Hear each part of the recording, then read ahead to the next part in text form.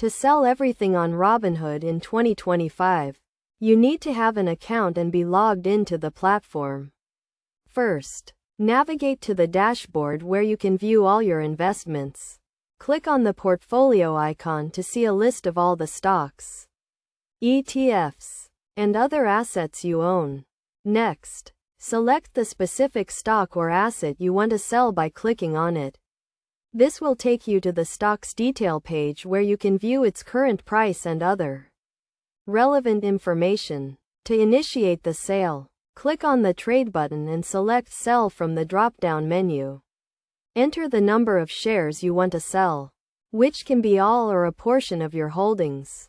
Review your order carefully to ensure everything is correct, including the number of shares and the type of order, such as market or limit. A market order will execute the sale at the current market price, while a limit order will only execute at the price you specify.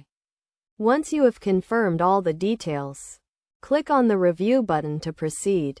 Review your order summary one last time and then click on the Confirm button to finalize the sale.